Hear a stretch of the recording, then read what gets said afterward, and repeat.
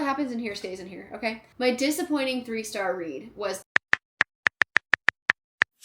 It's officially time for my March reading wrap up. Guys, March was the most unhinged reading month I've ever had. I literally read 2 books that I've been super excited to read that like physically made me ill from how unhinged, spicy, and crazy they were, and I'm actually considering DNFing one of them. But then also I had 2 5-stars and 1 4.5 stars. So it was literally all or nothing in March. I read some things that I really liked, and I read some things that I kind of hated, you guys. So we're going to talk about it. Let's go over all of the books that I read in March, whether or not I would recommend them to you, my spice rating, my star rating, my thoughts on them, and you can make your own decision as to whether or not you want to read them based on what I think. Welcome back to my channel where we talk about books. I give you book recs, I give you unfiltered thoughts, unhinged opinions, lots of unpopular opinions, but you know, we try to keep it real. I'm not gonna lie to you. We don't lie about books over here. This week we are talking about my March reading wrap up, which was actually kind of crazy. March was my birthday month and I came into March in a very big reading slump. I was in a really bad mood and just overall kind of sad. When it came to my perspective on reading, I wasn't reading anything bad. I was just like kind of having a mental health month and I was finding it really hard to like want to read, but I did read. But I did read one book that like quite literally, well, a series, a duet,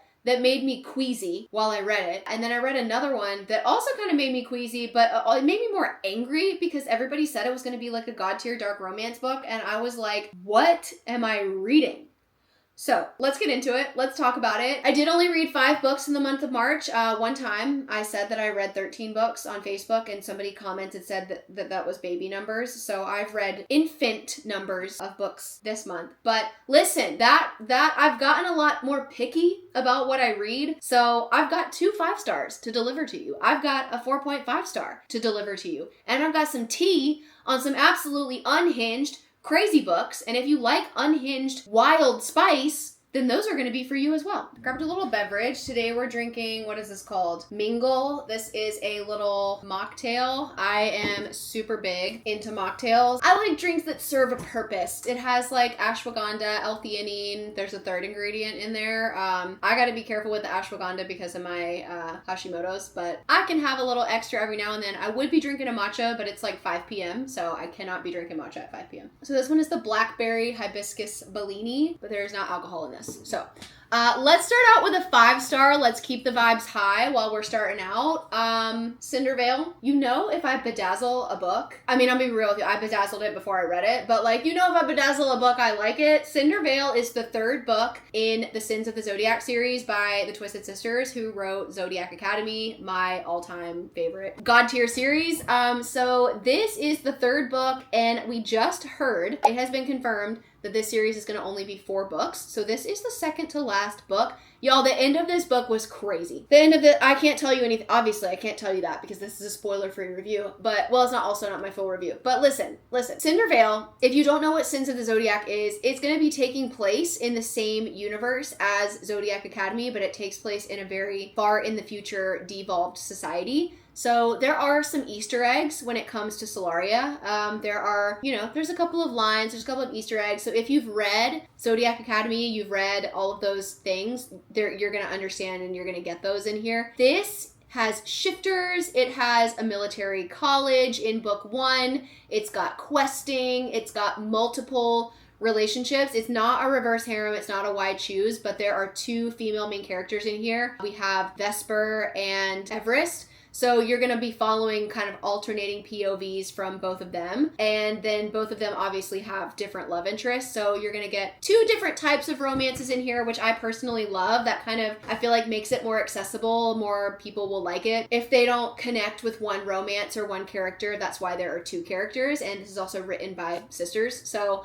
each one has a different spin on the type of character that they like to write. And my personal favorite is not who I expected it to be. It's Everest. She is the Pisces. We've got a Pisces and an Aquarius. I think one of my little theories, this is not confirmed, so this is not a spoiler, and nothing in the book has been said about it. I think that they're secret sisters. They are born both on the cusp, like we have an Aquarius who was almost a Pisces basically, and then we've got the Pisces. I think they are twin sisters that were born like a few hours apart. Personally, that's what I think. I don't know for sure, but that's one of my theories. And this also has one of my all-time favorite book boyfriends in it. His name is Kaiser. He's kind of cursed. He can't feel emotion. He hasn't been able to feel emotion since he was a child. Something very traumatic happened to him, and he lost all of his emotions. So he quite literally is despicable and does terrible things because he can't feel remorse, he can't feel regret, he can't feel love, he can't feel happiness. And he is just kind of like a sociopath. When he meets our main character for the first time, he unalives her mom and then he laughs about it. And we like him. I love him. I love him. Listen, he couldn't feel anything, okay? This is a fantasy book. That's a perfectly excusable action in a fantasy book if he had his emotions turned off. Like, think about all the crazy stuff Damon Salvatore did when he had his humanity switch turned off. I think he successfully killed Jaimee. Or he tried to. I mean, he may have come back to life, but like, Elena got over that, okay? So we're gonna get over Kaiser unaliving her mom. And then listen, for the amount of people who ship like Caroline and love Klaus Michelson, I'm one of them, okay? I'm not judging. He killed Elena's aunt. Like, literally. There wasn't a reason behind it. He just did that. He just straight up did that. So, y'all, we can look past it. And then we've got a dragon shifter in here and another main character named Vesper. She's got pink hair, so you would think that I would, feel more connected to her, but I feel like she's a little, I don't know. She's a little rash decision maker. She annoys me a little bit sometimes, but I'm having a great time. I feel like that was a lot of information about this, but that's what you guys on YouTube get. You get the unfiltered rambling thoughts about a book. So also, if anybody's trying to say, if I'm giving a review that I didn't even read the book, come to YouTube. It'll be clear that I've read the book. Anyway, this was a 5-star read. I am fully expecting book 4 to be a 5-star read. Like, this is just a really good series, and I will say that while I love Zodiac Academy, sometimes the writing was a little bit cringe. Sometimes, the dialogue was cringe.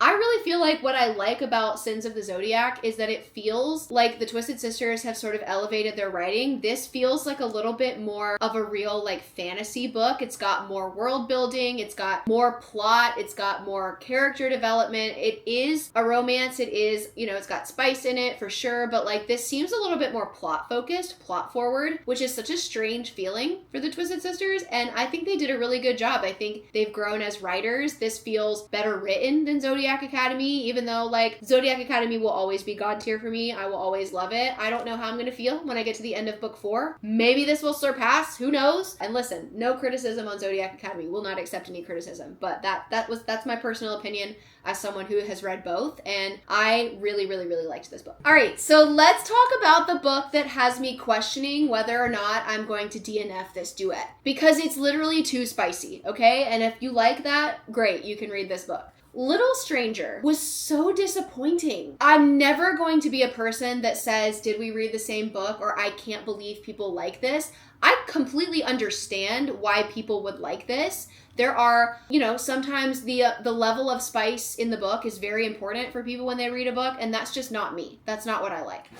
I feel like I was bamboozled by this because Leigh Rivers, who is the author, she wrote the Edge of Darkness trilogy, and the Edge of Darkness trilogy is super spicy, which is great, but it also has very dense, like deep, purposeful plot. So I feel like there's a reason for the spice when it happens. Like the characters, it means something. I need my spice in my series to like mean something. What? This is quite literally about foster siblings who are horny for each other from like age 10 on. It's weird. And again, there's nothing wrong with enjoying reading something like that. I'm not trying to shit on like dark romance or anything. I just feel like none of that was too dark for me. Like, it's fine. If you're foster siblings, fine. If you want to use spiders for spicy time, fine. If you want to like, be a psychopath, great, even better. I love Tobias Mitchell, okay? We don't discriminate over here for how unhinged our book boyfriends are. However, these two didn't even know each other. Like, technically, yes, they grew up with each other as foster siblings,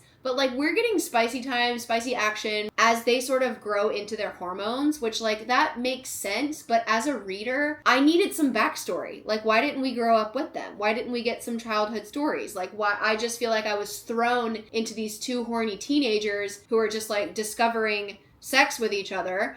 And I'm not into that. I'm not really into that. I feel like I need a reason behind it. I need to feel like I know the characters before I see them get it on with someone. That's just kind of like, it's just a little bit more like gross to me. I'm like, I don't want to watch random people that I don't know anything about have spicy time.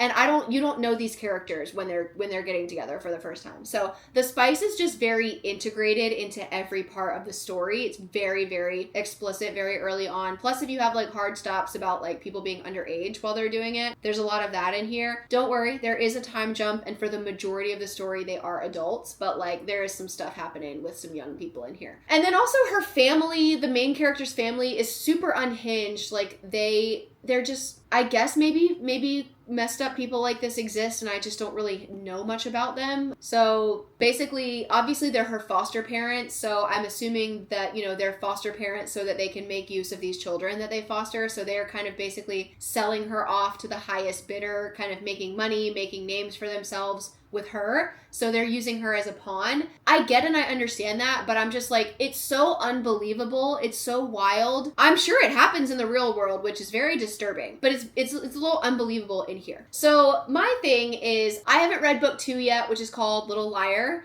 And I have heard that we get a lot of backstory in Little Liar, but then I've also heard that the first half of it is a retelling from his POV, and I don't think I can reread this book from his POV, but like maybe it'll mean more if I get it from his point of view. I don't know. So for the first time, I kind of, you know, have a question, like, do I need to DNF this? Is it going to get better? Because like Lee Rivers has emotionally devastated me before. I have heard that this one's a little bit more fun, I guess. But this to me is just like all spice and I don't feel anything, which I don't like. I don't like to not feel anything. By all intents and purposes, I should be obsessed with Malachi. He is fully my type, okay? Has nothing to do with how dark this is. It has nothing to do, honestly, with how spicy it is. It's just the pacing and the lack of like the percentage of like the spice being higher than the emotional depth. There's no depth in it for me right now.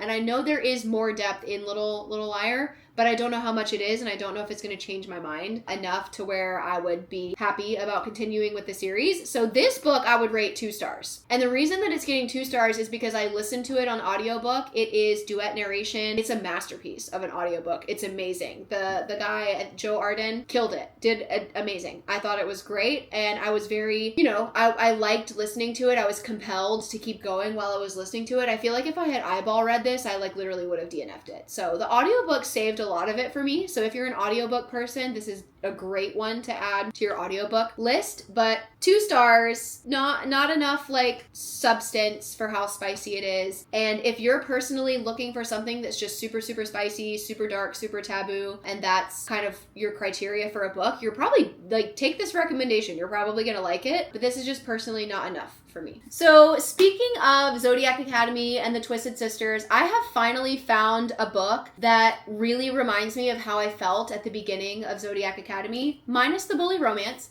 So Half City by Kate Golden. I had heard people talk about this, comparing it to Zodiac Academy, sort of saying that it was giving Buffy the Vampire Slayer. It is a demon hunter main character, and we have a demon. I would more call him a TA. Like, it's not really a teacher-student relationship. This man feels like he is not, it is not the same as like Professor Orion or like Professor Bramwell. He's really not giving professor vibes. He's a glorified TA, okay? He's basically a student. He's basically like what Xaden is when he starts training the students. But he's giving that vibe. Like, technically, yes, he works for the school, but I would not say this is like professor-student type of vibe. And this was so fun. Like, this was the funnest thing I've read in a long time. So I basically started this. I got on the plane to go to LA for work. I started this. Listen, even if I'm stuck on a plane with only a book for entertainment, if the book is not holding my attention, I will close it. I will not finish that. I did not stop reading this once on that plane ride, and it was 5 hours long. I didn't want to stop when we landed. I was like, usually I'm looking for any and all excuse to close a book and like get back on social media and like do something else, because I don't like doing the same thing for long periods of time. But if it's a good book, I did not want to put this down. This was so good. It's mystery, it's plot twist. There's multiple plot twists in here. I'm really vibing with the romance. It is not insta-lust, it's not insta-love. Like, it feels like a good slow burn, but also there are layers to the romance in here. And for being the first book in a series, this is pretty spicy for the first book in a series. So I feel like that's kind of usually a plus for people. I loved this. This was so fun. And I just feel like it was super fast paced. I never wanted to put it down. I had so many trashy reality TV shows calling to me. Age of Attraction, has anybody watched that? Like, God, what? It was like the worst thing I've ever seen, but I couldn't stop watching it. I couldn't look away. Secret Lives of Mormon Wives, How Are You Doing Anything while that's airing? Love is Blind. And then now, you guys, XO Kitty. I've been saving it. I haven't watched XO Kitty. It's one of my favorite shows. I love it. If you want to just smile and squeal and giggle and kick your feet, watch XO Kitty. And if you like K-dramas, it's so good. It's so good. I had all of that to choose from, and I chose to pick up this book and not put it down. I finished this in 2 sittings. I finished it in like 2 4-hour chunks. So this is amazing. It is a vibes read. I feel like when I say that a book is amazing, I'm also talking about within the realm usually of a romantasy book. So I don't have any books on my March TBR like Shakespeare or like something super high fantasy or, you know, some literary fiction. I don't have any Kristen Hanna on my March reading wrap up. So this is, I'm comparing this to other romantasies. I don't know if that's important to know about me, but when I read a romantasy book and I rate it 4 or 5 stars, I'm comparing it to other romantasy books. And I will always tell you if it's like a 5-star god tier, like best book of all time, stands on its own.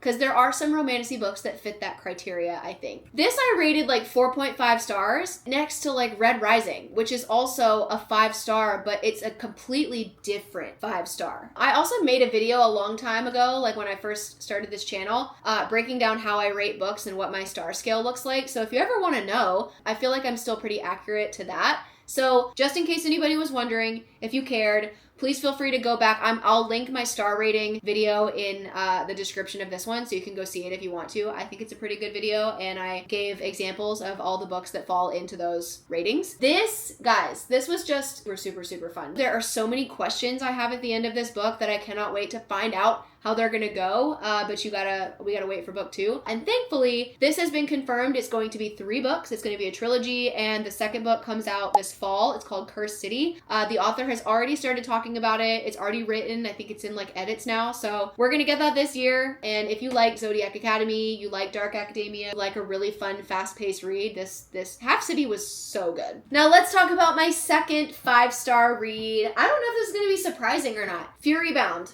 Again, listen, it's a theme, another bedazzled book. I did also bedazzle this before I read it, but it just keeps working out. So I'm just gonna go ahead and say, if I bedazzle the book, it's probably 5 stars. Fury Bound is the sequel to Dire Bound, which came out last year. It was an indie book, and the world loved it so much that it got trad published. And this is the sequel. So there's a lot of criticisms about Dire Bound being a copy-paste of Fourth Wing. I am quite tired of arguing with people about it. Romantasy tropes and similarities are just not the same as copy-paste. But if that was your criticism of Dire Bound, this completely stands on its own. Fury Bound takes the series into its own space. It's not like Fourth Wing anymore at all. Like, it doesn't really have those similarities. This is going to have a magic system where our main character is bonding with a direwolf. So we have quests, we've got trials, we have a morally gray man at a military academy who has a man bun. That's all happening in Dire Bound. But book 2, I feel like we really ramped it up with the plot, and we ramped it up a little bit with the romance. Like, I did feel like the romance in Dire Bound was a little bit predictable, a little bit less predictable than Fourth Wing, but a little bit predictable. And I felt like, you know, I liked the guy. He is giving a little bit of like Xaden. He's giving a little bit of Four. He's giving a little bit of like Wilder Hawthorne, you know, that more broody guy. And I sort of tend to like a more charismatic red flag book boyfriend. I liked him a lot more in book 2. So I feel like book 2 took everything that I liked in Dire Bound and made it something that I really liked. So enough that I gave it a 5-star. I think Dire Bound was a 4-star for me. I don't know if maybe I got so excited about it in the moment that I rated it 5-star, but right now, in retrospect, as I think that would be a 4-star, this would be a 5-star. It's more spicy. It's got more plot. Anassa is our sarcastic lady direwolf. I feel like all of the dragon bonding that happens in books, it's always a sarcastic man. This is is a woman direwolf. And I ate this up. I felt like this was also, I read a lot of, thankfully, very fast-paced books in March. So even though I was trying to get out of like an emotional reading slump, the books were just like giving it to me. And I was like, okay, I'll keep reading you if you say so. Like keep pulling me through. So that's what they did. This was very fast-paced. I didn't want to put this down. Also read it very quickly. And then my big reading slump came from like in between. So it's like, girl, if you kept reading these books really quickly, why did you read so few? I took a lot of time in between my books in March. So I would read one, I would be really excited about it, and then I would just sort of get stuck mentally and I wouldn't pick another book up. So that was what happened, but this was really good. In between my misery, I read really good books. So this one was a 5-star. I don't want to give you any spoilers. It is better than Direbound. I've heard people say that. I was like, that's some pretty lofty expectations, but I do feel like it met and exceeded my expectations. So absolutely would recommend this. And if you didn't like Direbound, or maybe if you medium liked it and you were like, oh, it's too similar to other books, definitely read this one. This one will make or break your opinion, because I do think it's different enough and it's better that it might change your whole mind and you might continue and read the whole series. Okay, let's talk about something sad. We all know that I love the Court of Ravens duet by Liv Zander. Feather So Vicious, Shadow So Cruel, talk about it all the time. It's a god tier duet. I have been putting off reading the Pale Court duet. Number one, because I don't think I will ever like anything as much as I love Feather So Vicious. And number two, I just knew it was completely different. And number three, I was kind of holding off because I was hoping it would be like better and it would be god tier and it would heal me from not having anything like Feather So Vicious. The sad news here in this review, my disappointing 3-star read was the Pale Court duet. And that's average. I didn't like the second book quite a lot. I liked the first book. I will say, I think I rated the first book 4 stars, and I will honestly tell you, I rated it 4 stars because of how much potential it had. I was pretty sure that the second book was going to be better, and I was just wrong. I was incorrect about that. So I'm going to stand by rating the first book 4 stars, because I think when it's open-ended and you don't know where it's going to go and you don't know how it's going to end, I think it is a pretty solid like 4-star super spicy read. It just didn't go where I thought it was going to go in book 2, so that was ultimately very disappointing. The way that I know how to describe this is, especially if you've read Feather So Vicious, this will make sense to you. So we have Malir in Feather So Vicious, who is my child. I shouldn't say my child. No! He is my man, Daddy Malir. That's so embarrassing that I just said that. I don't know why I said it like that. I think I meant to say my baby, and then I didn't want to say baby, and I said child, and that made it really weird. Y'all, what happens in here stays in here, okay? I promise I don't like that kind of thing. But Malir is like, for me, 100%. Malir is the most unhinged book boyfriend, jaw on the floor, terrible person, but also like I'm completely obsessed with him, would crawl for him, would lay on a sword for him. When we're in the enemies part of the enemies to lovers, he's terrible. He's so terrible. You can't argue that he's terrible. You can't be like, oh, well, no. No. So the thing about Enosh, who is the main male character in The Pale Court, he's a terrible person. But when they have spicy moments, he goes kind of soft. He's sweet, you know? And you can tell it's a little insta-lovey. You can tell he's immediately obsessed with her. Malir, you would have, if you didn't know that Court of Ravens was a dark romantasy, you would think that man hated her. And he probably did. He did. It was very convincing. And when they had any sort of spicy moments, it was angsty, it was angry, it was weird, it was uncomfortable, which is why I like the Court of Ravens, because I was like, I like this, but I don't like this. This is uncomfortable. When we have spicy scenes in The Pale Court, obviously this man is obsessed with her, but he's also supposed to be this crazy, like, wrathful god villain, and that just made it kind of unbelievable to me, because I was like, is he a terrible person or is he not? Because whenever they have spicy time, I'm seeing the not terrible person, which took all of the stakes away, and it took the character growth away, because I'm like, well, I can already tell that he's obsessed with her and would do anything. I can tell. Whereas in Court of Ravens, it's very unclear. It's very unclear that he feels anything for her. And I do think in the first book, he doesn't feel anything for her other than maybe like physical attraction. But Enosh is obsessed with this girl. He's obsessed. He's, gets kind of sweet and soft and he says sweet things. And I don't like that. I don't like a nice, soft, sweet man, okay? Because in Court of Ravens, I did not like Sebian. I was not a Sebian girly. Like, Sebian needed to be friend-zoned so hard. That's what I wanted. And he just Sebian gave me the ick. I didn't like how he spoke to her like she was a child. That was kind of weird. That's what Enosh does. He, like, speaks to her like Sebian, but he's meaner than Sebian. Like, there are some really great, like, jaw-dropping moments in this. So basically, it's giving a little bit of Beauty and the Beast. She ends up in his kingdom, ends up in the Pale Court. He rules the kingdom, and once she comes in, he's like, oh no, you're not leaving. You're stuck with me now. It's kind of insta-lusty. You can tell he's obsessed with her, and he's like, you're not leaving. So every time she tries to leave, he breaks her legs. Sorry. If you've read the book, he twists her legs. So they're backwards, basically. He twists her legs, and he takes away the pain. And I'm like, Malir wouldn't have taken away the pain. That's why we like Malir. He would have let that shit hurt. Anyway,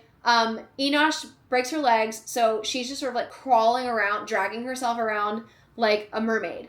And it's absolutely vile. It's disgusting. And I was like, this is great. I love this. But then it just lost all depth. It lost all of the stakes when you could see how much he cared about her. It lost all of the stakes when I don't know.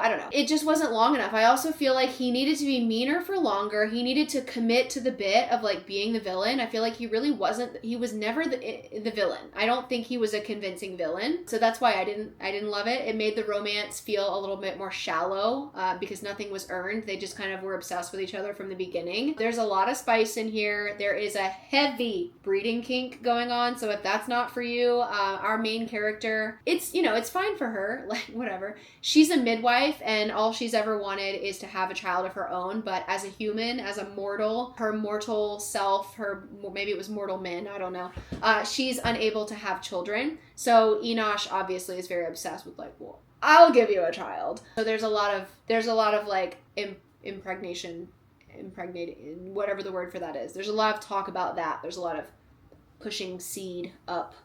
All that kind of good stuff, but it just, that also is not really for me. I don't like part of the spice being like, get me pregnant. I don't really like that. So that wasn't really for me. There's just a lot of things that were not for me. Now, if you like lots of spice, if you like super taboo stuff, there's a lot of body horror in this. There's a lot of really gross things. I would say that it borders into horror, into sort of like a horror movie vibe. It's definitely a spicy romantasy. It's fantasy, but it's quite disgusting. It's gross.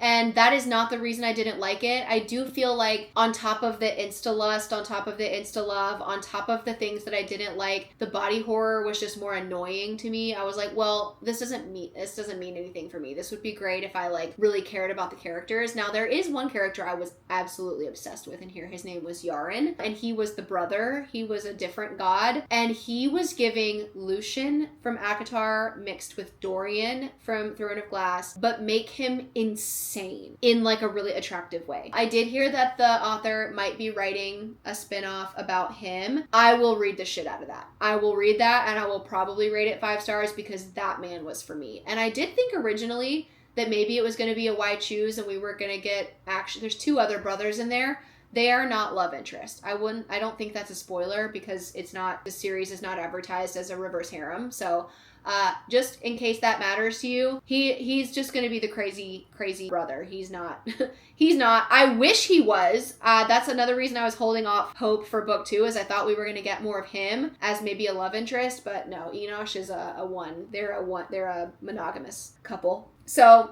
that's what I thought. I don't know if that makes sense. I feel like that makes a lot of sense if you've read Court of Ravens. If you haven't read Court of Ravens, who knows how you feel about the Pale Court after everything I've said about it. But I don't lie about ratings, but I think I was thinking in my head that it was like a 2.5, so let me round it up to a 3 instead of rounding down to a 2. But I was very honestly quite disappointed in this duology. So hopefully the author doesn't watch this review. But listen, I love Court of Ravens. Will read anything else that Liv Zander writes. I still absolutely worship the ground that she walks on. And if she writes something about Yaren, sign me up immediately. But she is working on a new series. I don't think it's about him, but she's working on a new fantasy romantasy series now, and I cannot wait to read it. So I'm very excited about that. I assume it'll come out in maybe 2027. Maybe we'll get something before then. But those are all of the books that I read in March. This is my reading wrap up. Let me know what your best read of March was. Did we read any of the same books? Were you in my book club? And then I did say in another video that I would tell you about my trips. Half City was actually the book club pick that we chose for my Florida book retreat. So in case you didn't know, in case you want to hang out, in case you care, I do in-person book retreats. The next one that's coming up going to be in Croatia and Slovenia. I'm going with Kayla Books, so we're going to be together.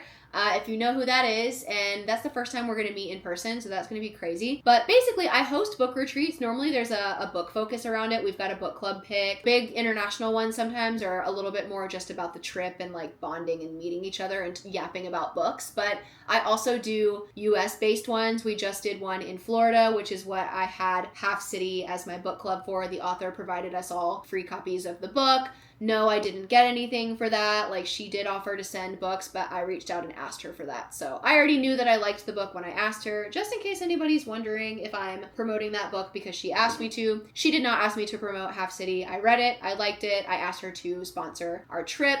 And I am talking to Carrie Lake about maybe sponsoring our upcoming fall trip, which is going to be in Ireland. Ireland sold out initially, but I did add more spots. So if you want to go on a book retreat, we're going to Ireland in October. It is the 14th through the 21st, and we might be getting special copies of Vasmora by Carrie Lake. Can't promise it yet, but I am talking to her, and she did say yes. We just have to make sure that the logistics work out. So we might be reading that, might be getting you special copies if you sign up to go on the retreat. So you might get to read Vasmora before anybody else does. Otherwise, if it's not that, it'll be another super exciting book. I'm talking to a few different authors so that we have options. So you should be excited regardless. If you want to go, I can link it, I believe, but I also have a website. I can link my website if you didn't know. All of the reading things, all of the bookish merch, all of my sweaters, all of my shirts, all of my info, an email list, everything about the retreats. I have my own website now that's just thatgirlreads.com. So whatever, you can go hang out there. And if you ever want to be in the know about anything, or if you forgot something, that's also got all of the like printable PDFs of my Zodiac Academy reading order that lives on there for free. It's also where you can get the bookmark. I made a little Zodiac Academy reading order bookmark. So you can get that too. You can print the PDF, you can get the bookmark, you can get a shirt, you can look at retreats. They're all listed on there, all of the ones that are either have passed or that are available to book now. So let me know if you want me to go anywhere specific. Where would you like me to host a book retreat? Do you care about book retreats? I am going to start vlogging them. I think I'm going to try to vlog the one in Ireland. I'm going to try in Croatia, but I'm going to be very busy, but we'll see. I do have my little portable camera now. So that's all of the news about events. So if you literally want to hang out in person, some of my best friends that I have now are people who have just randomly come on retreats with me, and now we like text and talk every day. So if you want to hang out, if you need more book friends, like people make friends with the people on retreats, it's actually super heartwarming and sweet. Like we have a group chat that we hang out in before we go. So once we meet each other, we sort of already feel